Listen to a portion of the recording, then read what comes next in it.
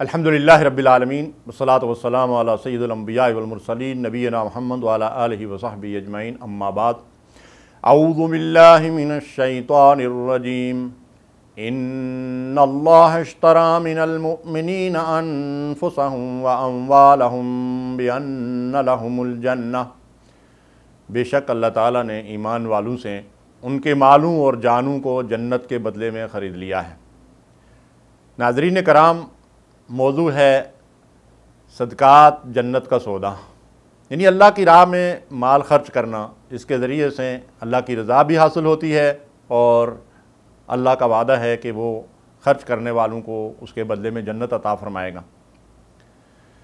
آیت کریمہ جو آپ کے سامنے تلاوت کی ہے، اس میں اللہ تعالیٰ ارشاد فرماتے ہیں کہ اللہ نے اہل ایمان سے مال اور جان کا سودا کر لیا ہے کہ وہ مال اور جان اللہ کی راہ میں خرچ کریں گے تو اس کے بدلے میں ان کو جنت دوں گا۔ سبحان اللہ، فانی لگا کر باقی رہنے والی جنت کو حاصل کیجئے کہ مال تو فنا ہونے والا، ختم ہونے والا ہے، یہ تو ہمارے ہاتھوں سے نکلنے والا ہے، لیکن اس فنا ہونے اور ختم ہونے والے مال کو لگا کر ہم دائمی جنت خرید سکتے ہیں۔ اللہ تعالیٰ ہمارے دلوں کو کھول دے کہ ہم اللہ کی راہ میں مال کو خرچ کر سکیں۔ ارشاد باری تعالیٰ ہے الذین ينفقون اموالهم باللیل والنہار سرا وعلانیہ فلہم اجرہم عند ربہم ولا خوف علیہم ولا ہم یحزنون۔ جو لوگ مال اللہ کی راہ میں خرچ کرتے ہیں، اعلانیہ بھی اور چھپا کر بھی، ان کے لیے نہ ختم ہونے والا اجر ہے۔ یہ اجر کیا ہے؟ جنت کی صورت میں سدا بار نعمتیں ملنے والی ہیں، اور فرمایا ولا خوف علیہم ولا ہم یحزنون۔ دنیا میں خرچ کرنے کے بعد وہ حزن اور ملال میں کبھی مبتلا نہیں ہوں گے، اور آخرت میں بھی میدان حشر ہو یا پلسرات کی سختی ہو، وہاں ان کے لیے کوئی خوف اور غم نہیں ہوگا، اس لیے کہ نبی صلی اللہ علیہ وسلم نے فرمایا کہ قیامت کے دن بندہ اپنے صدقے کے سائے میں ہوگا۔ اس دن جس دن سائے اللہ کے عرش کے سائے کے اور کوئی سایہ نہیں ہوگا، اللہ کے بندوں کو اپنے صدقے کا سایہ نصیب ہوگا۔ ارشاد باری تعالیٰ وَسَارِعُوا إِلَىٰ مَغْفِرَةٍ مِّن رَّبِّكُمْ وَجَنَّةٍ عَرْضُهَا السَّمَاوَاتُ وَالْأَرْضُ أُعِدَّتْ لِلْمُتَّقِينَ۔ دوڑو اس جنت کی طرف اور اللہ کی بخشش اور مغفرت کی طرف، اور اس جنت کی طرف جس کی وسعت آسمانوں اور زمین سے بڑھ کر ہے، جسے اللہ نے اعدت للمتقین، متقین کے لیے تیار کر رکھا ہے۔ یہ متقین کون ہیں؟ یہ اللہ کی رضا اور اس کی جنت کے طالب کون ہیں؟ الذین ينفقون فی السراء والضراء، جو خوشحالی اور تنگ دستی ہر دو حالت میں اللہ کی راہ میں مال خرچ کرتے ہیں۔ ہاں ناظرین کرام، تنگ دستی میں بھی اللہ کی راہ میں مال خرچ کیا جانا چاہیے۔ بعض اوقات آدمی کے حالات اچھے نہیں ہوتے، لیکن یہ ہے کہ اللہ تبارک و تعالیٰ کو تو دراصل اخلاص مطلوب ہے۔ اگر تنگ دستی ہو تو ہم تھوڑا سا مال بھی اللہ کی راہ میں خرچ کریں گے تو خوشحالی میں زیادہ مال خرچ کرنے سے اس کا اجر و ثواب بڑھ جائے گا۔ انشاءاللہ اس کی وضاحت آگے آئے گی۔ اللہ کے نبی صلی اللہ علیہ وسلم نے ارشاد فرمایا کہ جو شخص کسی یتیم کی سرپرستی کرے یا یتیم کے علاوہ بھی دوسرے محتاجوں اور ضرورت مندوں کی سرپرستی کرے، وہ اور میں جنت میں ایسے ہوں گے جیسے ہاتھ کی یہ دو انگلیاں آپس میں قریب ہیں۔ سبحان اللہ، نبی صلی اللہ علیہ وسلم نے ان دو انگلیوں کو کھڑا کر کے اشارہ فرمایا۔ دیکھیے، اللہ کی راہ میں مال خرچ کر کے جنت بھی اور رسول اللہ صلی اللہ علیہ وسلم کی رفاقت بھی حاصل ہو رہی ہے۔ کتنے خوش نصیب ہیں وہ جو اپنے مال دن اور رات کے اوقات میں کبھی اعلانیہ اور کبھی چھپا کر اللہ کی راہ میں خرچ کرتے ہیں اور نبی کریم صلی اللہ علیہ وسلم کی رفاقت کے جنت میں مستحق قرار پائیں گے۔ بخاری اور مسلم کی روایت ہے اتقوا النار ولو بشق تمرہ، اپنے آپ کو جہنم کی آگ سے بچاؤ، خواہ وہ کھجور کے ایک ٹکڑے ہی کے ذریعے سے کیوں نہ ہو۔ میں نے ابھی آپ سے عرض کیا کہ تنگ دستی کی حالت میں اگر بہت زیادہ مال اللہ خرچ نہیں کر سکتا ہے تو ایک کھجور تو اللہ کی راہ میں دے ہی سکتا ہے نا، اس کے ذریعے سے فرمایا نبی صلی اللہ علیہ وسلم کہ اپنے آپ کو جہنم کی آگ سے بچاؤ۔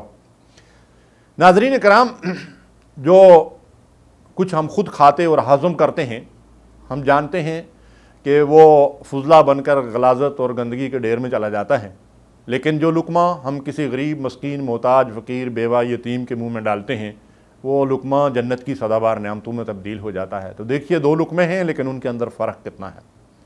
حدیث مبارکہ ہے کسی غلام کو آزاد کرنے والے کو جہنم کی آگ سے اللہ تبارک و تعالیٰ نجات عطا فرماتے ہیں، بلکہ اس کے ایک عضو کے بدلے میں اس سے انفاق کرنے والے کو اور اس غلام آزاد کرنے والے کو اللہ جہنم کی آگ سے نجات عطا فرماتے ہیں۔ امام ترمذی اور امام ابن ماجہ نے اس حدیث کو روایت کیا ہے کہ جو شخص کسی تنگ دست کو مہلت دے یا اس کا قرضہ معاف کر دے، اللہ قیامت کے دن اسے اپنے عرش کے سائے میں جگہ عطا فرمائے گا، اور اس دن اس کے عرش کے سائے کے سوا کوئی دوسرا سایہ نہ ہوگا۔ میں نے آپ سے عرض کیا کہ اللہ کی راہ میں مال خرچ کرنا دراصل جنت کا سودا ہے۔ مسند احمد میں امام احمد بن حنبل نے اس حدیث کو روایت کیا ہے کہ قیامت کے دن لوگ اپنے صدقے کے جو ہے وہ سائے میں ہوں گے تا وقتے کے لوگوں کے درمیان فیصلہ ہو جائے، یعنی میدان محشر میں جب انسان پسینے میں شرابور ہوں گے اس وقت وہ اپنے صدقے کے سائے میں ہوں گے حساب کتاب کی گھڑی آنے تک۔ امام ترمذی نے ایک حدیث مبارکہ کو روایت کیا ہے، فرماتے ہیں کہ نبی صلی اللہ علیہ وسلم نے فرمایا کہ سخی آدمی یعنی سخاوت کرنے والا، اللہ کی راہ میں صدقہ و خیرات کرنے والا اللہ تعالیٰ سے قریب ہے، جنت سے قریب ہے، لوگوں سے قریب ہے، اور جہنم سے دور ہے۔ اور اس کے مقابلے میں ارشاد فرمایا کہ بخیل شخص اللہ سے دور ہے، جنت سے دور ہے، لوگوں سے دور ہے، اور جہنم کے قریب ہے۔ اور پھر ارشاد فرمایا جاہل سخی اللہ تعالیٰ کو بخیل عابد سے زیادہ پسند ہے۔ یعنی اس سے آپ اندازہ لگا سکتے ہیں کہ صدقہ خیرات اور اللہ کی راہ میں مال خرچ کرنا اللہ تبارک و تعالیٰ کو کس قدر پسند ہے۔ امام ترمذی نے اس حدیث کو روایت کیا ہے کہ صدقہ اللہ تعالیٰ کے غضب کو ٹھنڈا کرتا ہے اور بری موت سے بچاتا ہے۔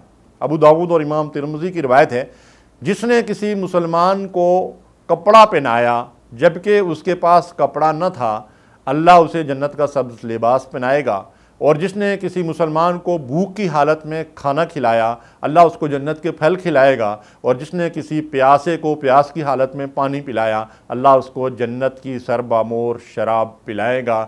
اللہ رب العالمین ہمیں بھی نصیب کرے۔ وصلی اللہ علی نبینا محمد۔ اللہم صلی علی سیدنا محمد وعلی آلہ وصحبہ وسلم۔